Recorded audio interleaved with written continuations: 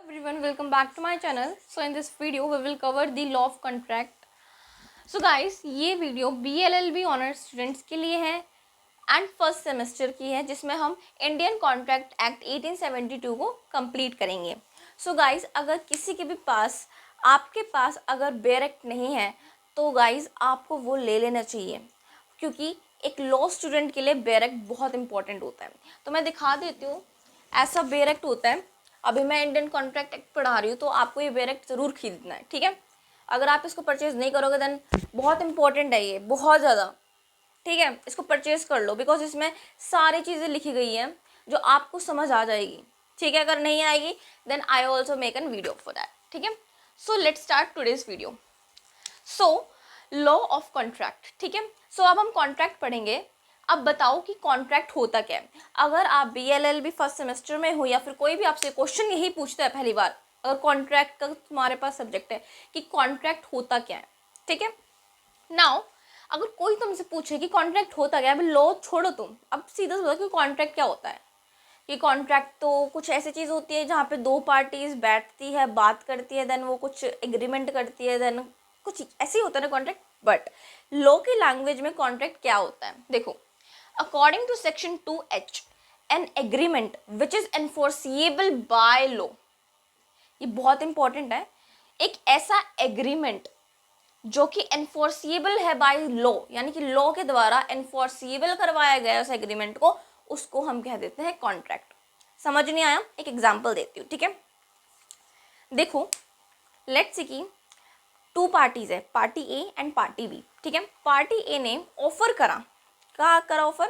कि let's say कि ये मार्कर है और ये मुझे 10 रुपीज़ में सेल करना है, तो मैंने ऑफ़र करा. अब पार्टी बी ने इस ऑफ़र को एक्सेप्टेंस दे दी. ठीक है. बोला कि हाँ, मुझे तुम्हारा ये मार्कर पसंद है और तुम ये 10 रुपीज़ ले लो और ये मुझे मार्कर दे दो. अब क्या हुआ, पार्टी ए और बी आई. ठीक है. अब इन्होंने, पार्टी ए ने ऑफर करा, पार्टी बी ने उस ऑफर को एक्सेप्ट करा, एक्सेप्टेंस दी अपनी कि हाँ मैं तुम्हारे ऑफर को एक्सेप्ट कर रहा हूँ. नाउ इन दोनों पार्टीज के बीच में क्या बना, प्रॉमिस बना. ठीक है. अभी हम सारा फॉर्मेशन समझेंगे कैसे कॉन्ट्रैक्ट बनता, अभी वही समझा रही हूँ तुम्हें. अब प्रॉमिस बना इन दोनों के पार्टी के बीच में. अब प्रॉमिस भी दो तरीके के होता है, प्रॉमिसर एंड प्रॉमिसी. ठीक है. अभी धीरे धीरे समझाऊंगी, पहले समझो प्रॉमिस बना. अब प्रॉमिस बनने के बाद क्या होता है, इनकी कंसिडरेशन देखी जाती है.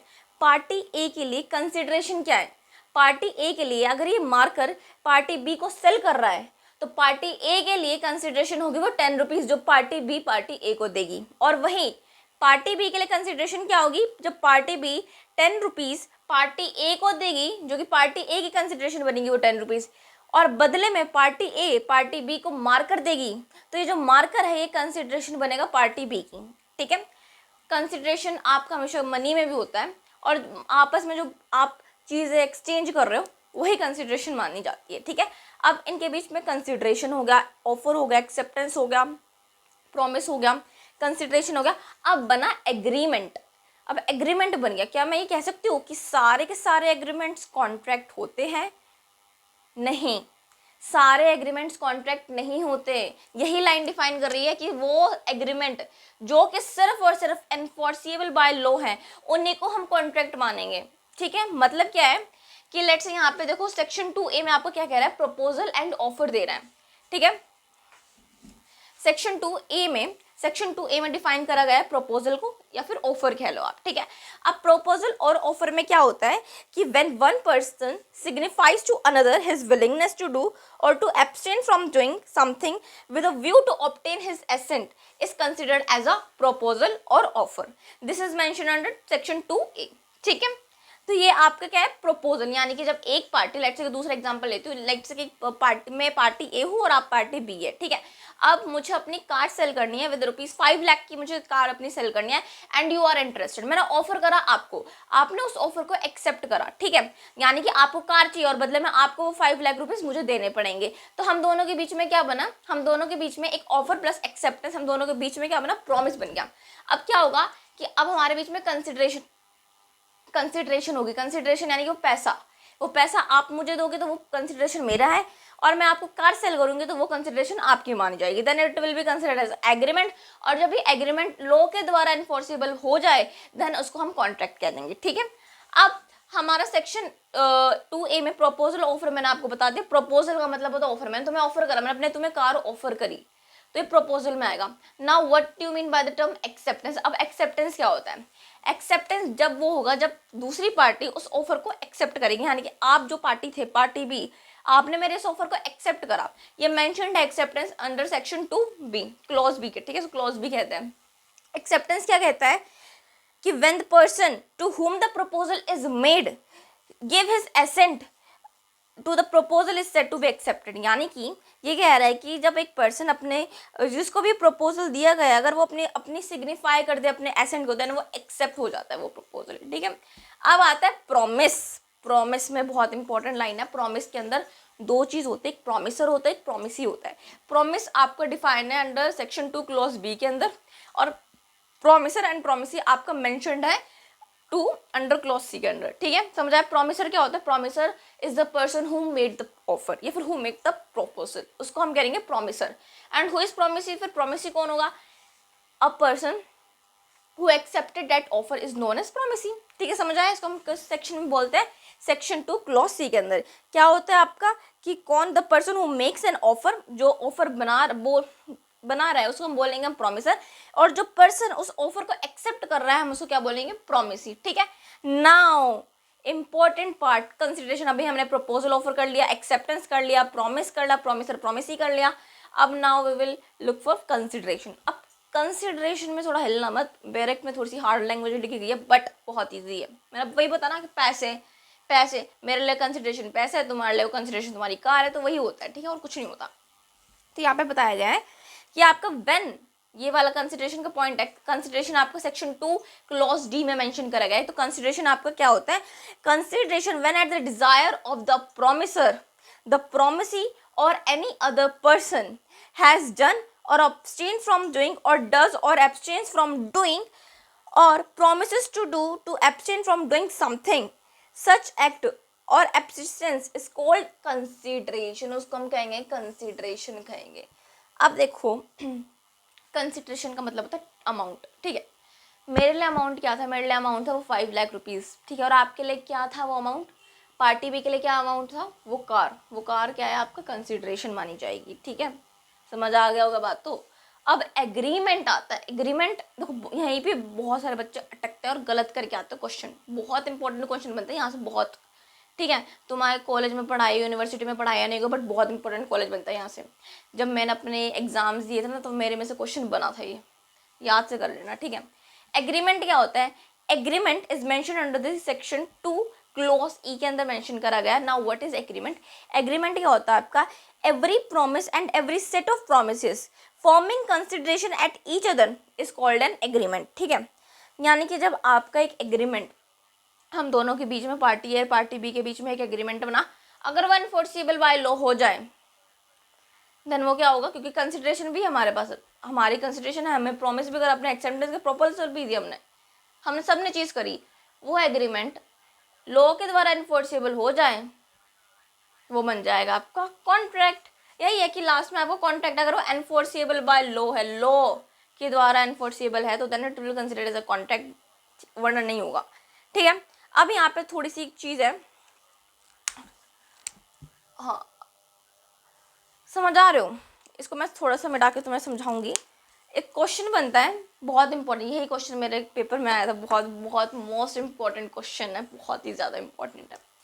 All contracts are agreements but not all agreements are contract. समझो, पॉज करो वीडियो को और समझो क्या कहना चाहता है क्वेश्चन।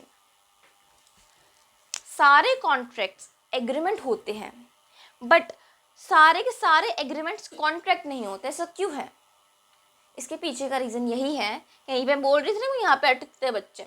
यहाँ पे सारे कॉन्ट्रैक्ट्स एग्रीमेंट है, या नहीं? देखो अब हमने और आपके बीच में जो कॉन्ट्रैक्ट बना वो तो एग्रीमेंट कहलाया ही जाएगा। देखो यहाँ पे ये कॉन्ट्रैक्ट हम दोनों के बीच में बन गया, तो भाई कॉन्ट्रैक्ट बना कैसे? फॉर्मेशन कैसे हुआ कॉन्ट्रैक्ट का? हमने पहले एग्रीमेंट को पास करा ना, इस लेवल को पास कराना एग्रीमेंट को। यहाँ पे कोई दिक्कत तो नहीं आई, ऐसा कुछ तो नहीं हो कि लॉ ने हमें इसको इन्फोर्सेबल करने से मना ही कर दिया हो, या फिर मैं किसी चीज़ से अंडू इन्फ्लुएंस हूँ, मिसरिप्रेजेंटेशन हुआ, नहीं। यहाँ पे क्या हुआ कि ये एग्रीमेंट वाले लेवल से हमारा पास होकर हमारा कॉन्ट्रैक्ट बन गया। यानी कि अगर मैं इस लेवल पे आ जाती हूँ तो मेरे जो कॉन्ट्रैक्ट माना जाएगा सारे एग्रीमेंट्स होंगे। मैंने आपके साथ कॉन्ट्रैक्ट करा तो वो वैलिड एग्रीमेंट था, तभी जाके वो कॉन्ट्रैक्ट बना है। ठीक है, तो ये क्या कह रहा है कि सारे के सारे कॉन्ट्रैक्ट एग्रीमेंट होते हैं, लेकिन सारे के सारे एग्रीमेंट्स कॉन्ट्रैक्ट नहीं होते। यहाँ पे एग्रीमेंट, अगर मैं लेट से कि यहीं पे एग्रीमेंट पे आके अटक जाती हूँ, मैंने प्रपोजल कर लिया, एक्सेप्टेंस कर लिया, प्रॉमिस सी कर लिया एंड कंसिडरेशन कर लिया, बट यहाँ पे एग्रीमेंट पे आके अगर मुझे लगता है कि लेट से कि अब मैं आप मेरे साथ जो एग्रीमेंट कर रहे थे, अब आपको ये बात पता चल गई कि मैं 17 की हूँ। नाउ आपको ये फैक्ट पता था कि मैं 17 की हूँ, ये कॉन्ट्रैक्ट नहीं माना जाएगा, बिकॉज एक प्रॉपर कॉन्ट्रैक्ट होने के लिए सेक्शन 10 के अंदर मेंशन है कि आपका मेजर होना is very very important. Minor के साथ किया गया कोई भी कॉन्ट्रैक्ट वैलिड नहीं होता। ठीक है, वो कॉन्ट्रैक्ट होता ही नहीं है, पहली बात तो। ठीक है, समझ आई बात? इसलिए कह रही कि वो एग्रीमेंट, अगर तुमने मेरे साथ एग्रीमेंट करा लेकिन मैं तो माइनर हूँ, ये एग्रीमेंट ये कॉन्ट्रैक्ट थोड़ी माना जाएगा। तो वही कह रही कि सारे के सारे एग्रीमेंट हमने जो एग्रीमेंट करा, अगर मैं माइनर हूँ तो वो कॉन्ट्रैक्ट नहीं माने जाएंगे, इसी स्टेज से वो आउट हो जाएंगे। ठीक है, डिस्क्वालीफाई हो जाएंगे, इसके आगे वो बढ़ेगा ही नहीं। समझ आई बात? इसलिए वही कह कि सारे के सारे जो नीचे लेवल पे पहुंच गए, सारे कॉन्ट्रैक्ट से एग्रीमेंट बन के ही तो पहुंचा कॉन्ट्रैक्ट में, लेकिन सारे के सारे एग्रीमेंट्स, ये जो एग्रीमेंट ये वाला सीन है, ये एग्रीमेंट वाले आपके कॉन्ट्रैक्ट नहीं पहुंच सकते अगर वो किसी भी चीज़ से इन्फ्लुएंस है। ठीक है, नाउ सेक्शन 10 क्या कहता है? सेक्शन 10 कहता है कि व्हाट एग्रीमेंट्स आर कॉन्ट्रैक्ट, कि कौन कौन से एग्रीमेंट्स है जो कॉन्ट्रैक्ट बनते हैं। पहले कि ऑफर हो और एक्सेप्टेंस हो, वही है कि मैंने आपको ऑफर करा, आपने मेरे ऑफर को एक्सेप्ट करा। ठीक है, और लीगल ऑब्लिगेशन हो। Legal obligation is very important. Legal obligation यानी कि आपको लीगल हो, एवरीथिंग इज लीगल, इलीगल चीज़ें नहीं हो। जैसे कि मैं आपको ऑफर कर रही हूँ, मुझे ना उस एक पर्टिकुलर एक पर्सन है, मुझे उस पर्सन को मारना है और मैंने ऑफर करा आपको। अब आपने उस ऑफर को एक्सेप्टेंस दे दी और बदले में मैं आपको 10 लाख रुपीज़ दूंगी। क्या ये लीगल हुआ? नहीं हुआ ना, इलीगल ही हुआ ना। तो ऐसे भी एग्रीमेंट्स कॉन्ट्रैक्ट नहीं होते। ठीक है, नाउ लॉफुल ऑब्जेक्ट होना चाहिए एंड कंसिडरेशन भी लॉफुल होनी चाहिए। वही बात है कि कंसिडरेशन लॉफुल, यानी कि अगर मैं तुम्हें किसी के पैसे दे रही हूँ कि उस इंसान को मारना है तुम्हें, वो कंसिडरेशन लॉफुल नहीं है, वो लीगल कंसिडरेशन नहीं है, इलीगल है। तो लॉफुल होनी चाहिए और लीगल होना चाहिए। समझ रही हो बात? कॉम्पिटेंट पार्टीज होनी चाहिए। कॉम्पिटेंट पार्टीज यानी कि शुड बी दी अबव 18 और मेजर होना चाहिए, माइनर नहीं होना चाहिए। Not to be disqualified by law, और लॉ के द्वारा आपको डिस्क्वालीफाइड नहीं करना चाहिए, नहीं होना चाहिए। ठीक है, जैसे कि मेरे तो बहुत सारे एग्जाम्पल होते हैं कि लेट से कि मैंने बहुत सारा लोन लिया था गवर्नमेंट से। ठीक है, लेकिन मैं उसको वापस नहीं कर पाई, तो क्या हुआ, मुझे ना पूरे के पूरे गवर्नमेंट ने मुझे दिवालिया घोषित कर दिया। ठीक है, अब मेरे पास कुछ नहीं है। तो अगर मेरे साथ आप कोई भी एग्रीमेंट करोगे तो वो कभी कॉन्ट्रैक्ट बनेगा ही नहीं, क्योंकि मैं ऑलरेडी डिस्क्वालीफाई बाय लॉ हूँ। ठीक है, समझ आई? नाउ फ्री कंसेंट होनी चाहिए। वेरी वेरी वेरी इंपॉर्टेंट है कि फ्री कंसेंट होनी चाहिए। फ्री कंसेंट का मतलब क्या होता है? फ्री कंसेंट का आपका मतलब होता है कि आपको under influence, miss representation, mistake से नहीं इन्फ्लुएंस होना चाहिए। ये आपकी क्या बात करते हैं? सेक्शन 10 का 5th पॉइंट है, फ्री कंसेंट। फ्री कंसेंट आपको मैंने बता दिया, it is not influenced by coercion, mistake, fraud, undue influence, misrepresentation, then it will be not considered as a contract. समझ आई बात? अब इसके अगर ये आपको मैं थोड़ा सा इजी और कर लेती हूँ, इसको कैसे समझना है देखो, आओ समझा देती हूँ मैं आपको।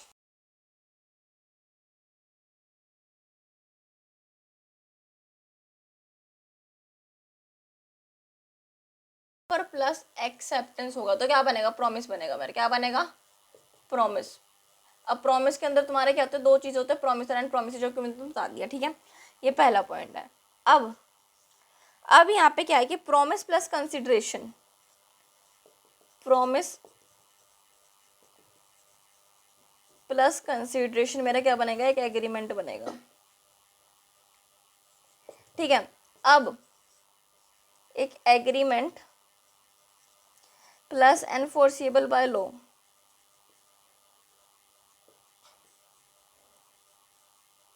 क्या बनेगा मेरा? कॉन्ट्रैक्ट। समझ आई बात? ऑफर, मैंने कोई भी चीज़ को ऑफर दिया, मैंने तुम्हें कार का ऑफर दिया, तुमने उस कार के ऑफर को एक्सेप्ट करा। एक्सेप्ट करना, हम दोनों के बीच में प्रॉमिस बना, प्रॉमिस के बीच में जब प्रॉमिस के बीच में कंसिडरेशन आई, यानी कि वो 5 लाख रुपीज़ जो कि मेरे लिए कंसिडरेशन और तुम्हारे लिए वो कार तुम्हारे लिए कंसिडरेशन हुआ, तो हम दोनों के बीच में एग्रीमेंट बना। एग्रीमेंट अगर किसी भी चीज़ से अगर इन्फ्लुएंस कर रहे हैं तो कॉन्ट्रैक्ट नहीं माना जाएगा, वो वहीं पर टक जाएगा, फिर वो कॉन्ट्रैक्ट कभी नहीं माना जाएगा, ठीक है। फिर उसके बाद एग्रीमेंट अगर लॉ के द्वारा इन्फोर्सेबल करवाया जाए तो अगर वो कॉन्ट्रैक्ट वैलिड कॉन्ट्रैक्ट माना जाएगा। तो यही था आपको जो मैंने फॉर्मेशन ऑफ कॉन्ट्रैक्ट के बारे में आपको बताया, ठीक है। नाउ बहुत सारे यही क्वेश्चन थे। अगर आपको ऐसी रिलेटेड वीडियोस कुछ और चाहिए तो प्लीज़ मुझे बताइएगा। Thank you so much. And आपको वीडियोस कैसी लगी please like share and thank you so much.